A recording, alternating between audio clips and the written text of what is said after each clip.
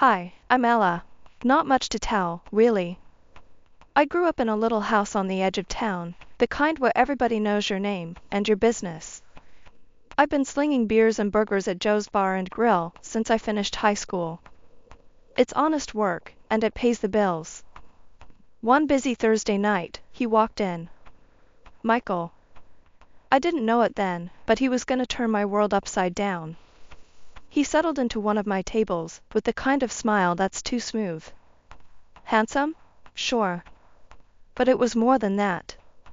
He had a way of looking at you like you were the only person in the room. Evening, I greeted, hat in hand, ready for his order. What can I get you? A beer, whatever's on tap, and your name? He asked with a grin that felt a bit rehearsed. Ella. And the beer's coming right up, I replied, trying not to roll my eyes. I've seen his type before, charming until they get what they want. Ella, he repeated, like he was tasting the word. Nice to meet you. I'm Michael. I nodded, jotting down his order before making my way to the bar. I figured that was the end of it. Serve him his beer, maybe make a bit of small talk, and move on to the next customer. But Michael wasn't a wandering kind of man, nor was he here just for the booze. Every time I passed by, he had a question. Where was I from? What did I like to do for fun? Casual stuff, but his interest seemed genuine. He laughed easily, listened closely, and somehow, 1 hour turned into 3. By the time his friends showed up, I felt like I'd known him for years.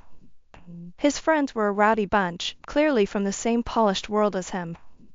They joked about golf trips and ski resorts, worlds away from my quiet, simple life. Yet, Michael didn't talk about that stuff. He kept the conversation on common ground, movies, music, the local football team.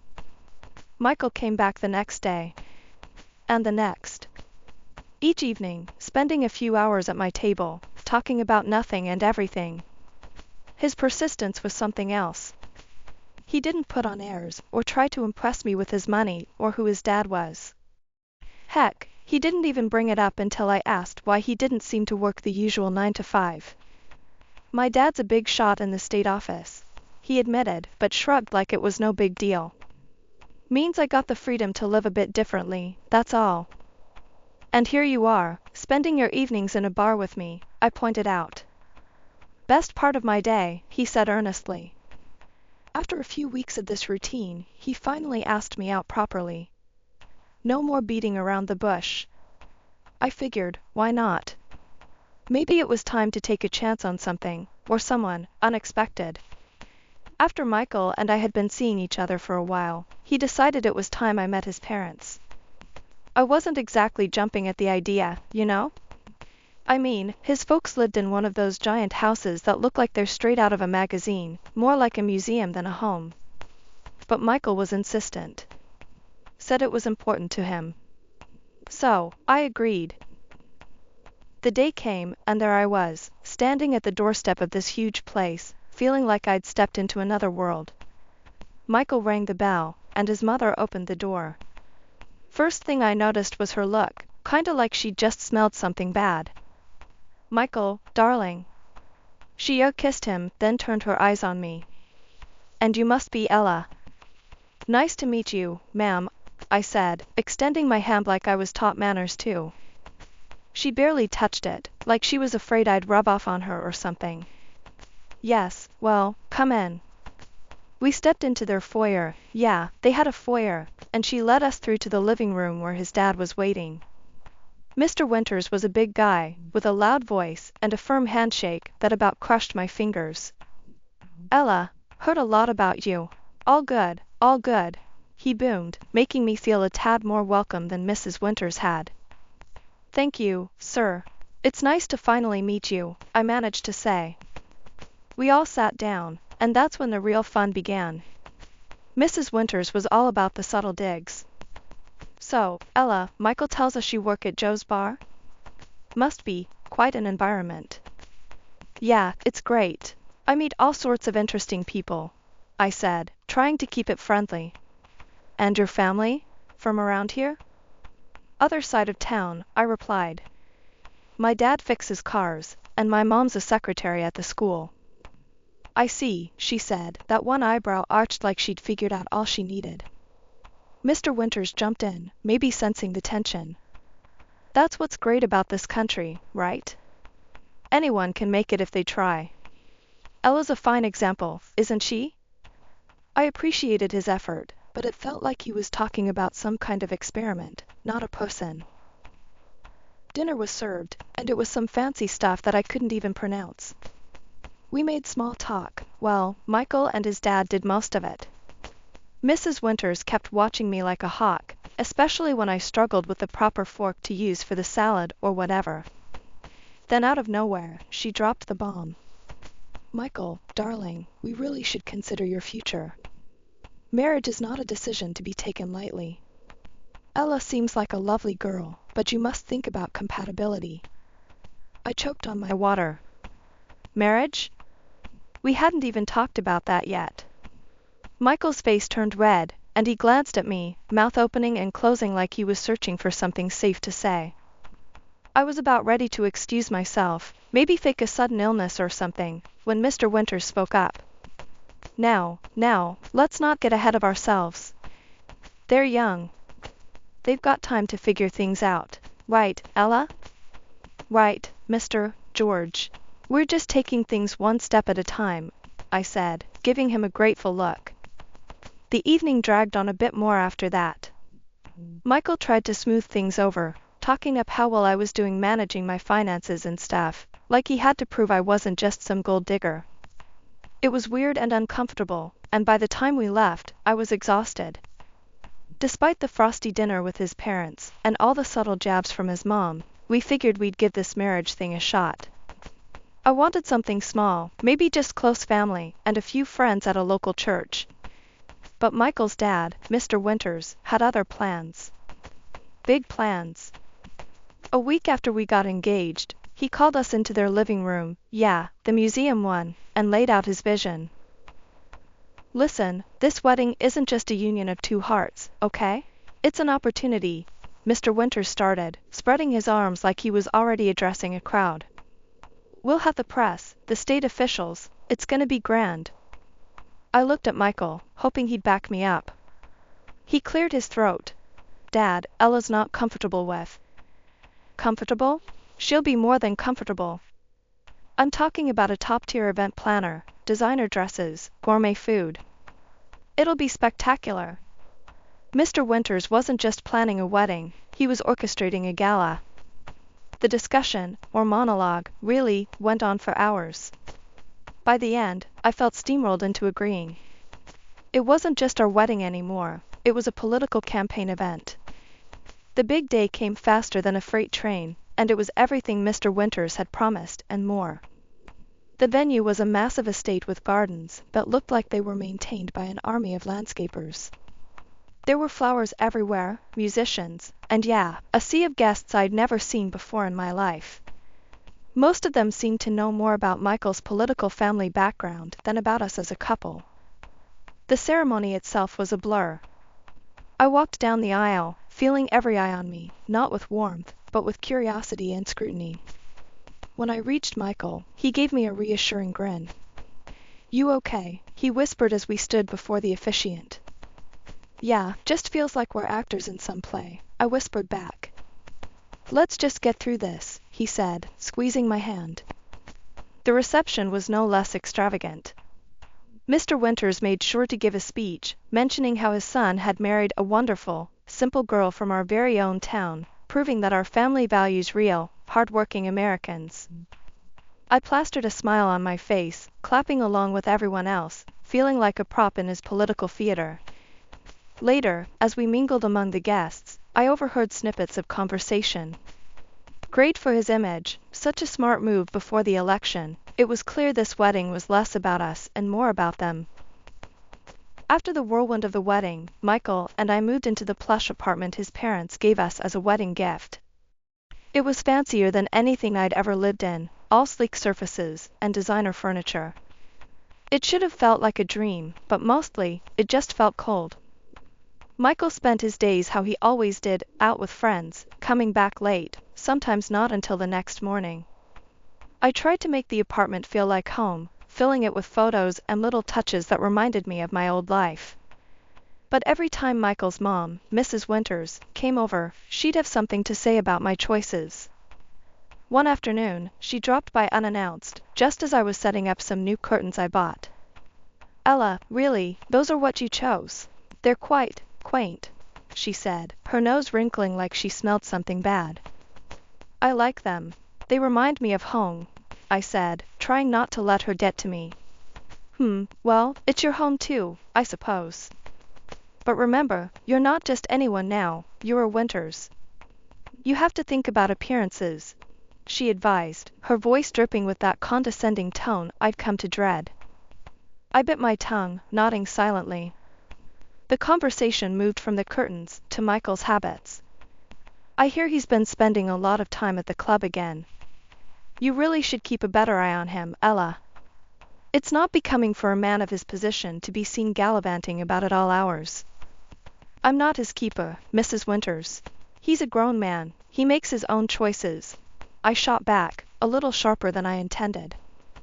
She sked, shaking her head. "You might think that, dear, but part of being a good wife is guiding your husband, steering him away from temptations." The implication was clear, and it stung. Was she saying it was my fault Michael was acting this way? That night, when Michael stumbled in past midnight, I confronted him. "Your mom thinks I should be keeping you on a shorter leash, that it's my job to fix you," I said, frustration boiling over. Michael, half drunk and bleary-eyed, just laughed. "Oh, come on, Ella. You know how she is. Just ignore her." "But I can't, Michael. This is our life, and it's falling apart. You're out all the time, and when you are home, you're like this." I gestured at him, my heart sinking as his laughter died down. He rubbed his face, looking tired. "Ella, I'm just trying to have a bit of fun. We're young, aren't we supposed to enjoy ourselves? It's not fun for me, watching you throw your life away, watching us become strangers," I admitted, the hurt clear in my voice. Michael's expression softened, and he took a step toward me. "I'm sorry, babe. I didn't realize you felt that way. I'll try to do better, okay? Just give me some time." I wanted to believe him, really, I did. But as the days turned into weeks, nothing changed. He made promises during the day and broke them at night. And Mrs. Winters' visits became more frequent, each one a reminder of how I was failing to live up to her expectations. One particularly rough day, I was back at Joe's Bar and Grill, picking up some shifts because, well, Michael's idea of budgeting was blowing through whatever cash his parents handed him. It was mid-shift, the bar bustling with the usual crowd, when in walked Mrs. Winters with a gaggle of her high society friends. The moment I saw her, my stomach knotted. She caught my eye, a smug look crossing her face, as if she'd just stepped into her own personal comedy show. They seated themselves in my section, of course. As I approached with a forced smile, Mrs. Winters waved me over with an impatient flick of her wrist. "Ella, dear, we're ready to order. Don't dawdle, we have an engagement afterward," she said loudly, probably for the benefit of her friends who were already snickering into their menus. I nodded, taking out my notepad. "What can I get you ladies?" The orders were rattled off with a few unnecessary comments about the menu's simplicity, which I ignored. As they spoke, Mrs. Winters leaned in towards her friends, whispering loud enough for me to catch bits about my poor son and Ella's little job. It made my cheeks burn, serving them, knowing they were mocking me. After placing their order at the bar, I overheard more of their chatter. "And can you believe it? She convinces Michael to spend all his money on drinks. It's like she's running him into the ground on purpose," Mrs. Winters said, her voice dripping with fake concern. I clenched my fists, counted to 10, and returned to their table with a tray of drinks. "Here you go, ladies. Anything else I can get you right now?" Mrs. Winters looked me up and down. "No, just try to be quick with the food, won't you? We wouldn't want to be late." The rest of their stay was a blur of backhanded compliments and rushed requests. By the time they left, I was seething, but had to shake it off and finish my shift. Back at home, the tension didn't let up. Mr. Winters was ramping up for the final stretch of his campaign, which meant more events, more smiling, and more pretending. At each event, he paraded me around like a trophy. "Here's my wonderful daughter-in-law, Ella. A true example of our family's commitment to real people." Every compliment felt like a noose tightening around my neck. Smiling through these gatherings was getting harder, especially when all I wanted was to run out the door and never look back. One evening, I came home from a late shift to find Michael sitting in the dark, his face buried in his hands. He looked up as I entered, and I could tell something was terribly wrong. His eyes were red, and he seemed to have aged years in just a few hours. "Ella, I'm in trouble," he started, his voice shaky. "Big trouble." I dropped my bag and sat down beside him. "What's going on, Michael?" He took a deep breath, and then it all came pouring out. "I've been gambling. It got out of hand, and now I owe a lot of money. I mean, a lot. To some really bad people." My stomach turned. "How much are we talking about?" "More than we can afford. A lot more. More than $100,000. He wouldn't meet my eyes. I felt a cold fear grip me. "Michael, what did you do?" He broke down, sobbing. "I thought I could win it back, fix it before anyone noticed. But I just dug deeper. They're threatening me now, Ella. They say if I don't pay up soon." He couldn't finish the sentence. Seeing him so vulnerable, so desperate, I felt my anger give way to a protective urge. Okay, let's think. We could tell your parents." "No, we can't tell them." He grabbed my hand. "Please, Ella, help me. I swear I'll fix this. I'll be better. I'll be the husband you deserve. Just help me get through this." I took out a loan the next day, under my name, because his credit was a mess. Handing over that money to him was the hardest thing I'd ever done. He promised again to change, and for a while, it seemed like he actually might. Michael started coming home earlier, helping around the apartment, even doing dishes and laundry without me having to ask. We spent evenings together like a real couple, talking about our day, planning for a future that suddenly seemed possible. I started to let myself believe that maybe, just maybe, we could turn this around. 6 months later, I came home after another long night at work, the smell of the bar still clinging to my clothes. As I opened the door to our bedroom, the sight before me froze me in place. There was Michael, passed out drunk on our bed, with not one, but 2 blondes asleep next to him. Bottles and clothes were scattered everywhere. It was like a slap in the face, all the more painful, because I had started to trust him again. Rage and betrayal churned inside me. I grabbed my phone and started recording. I needed evidence, not just for myself, but for any legal battles that might come. I shook him awake, my voice ice cold. "Michael, who the hell are these girls?" He blinked at me, confused and still half drunk. "What? Oh, they're just friends. We were just having some fun." "Friends? This is fun?" I was almost screaming now, the phone still recording. "In our bed?" He tried to wait it off, mumbling, "Come on, Ella, it's not a big deal. We're just messing around." That was it. I'd had enough. I left the room and called his father, Mr. Winters. When he answered, I was blunt. "Your son has crossed the line, Mr. Winters. I just found him in bed with other women. I've recorded everything, and I'm filing for divorce." No sooner had I finished the call with Mr. Winters, my father-in-law, than he was at our apartment, his face a storm of anger and worry. He burst through the door like a hurricane, zeroing in on Michael, who looked like he hadn't slept at all. "What the hell were you thinking, Michael?" Mr. Winters roared as soon as he laid eyes on his son. The walls might as well have shaken from his fury. "Dad, Michael started, but Mr. Winters cut him off.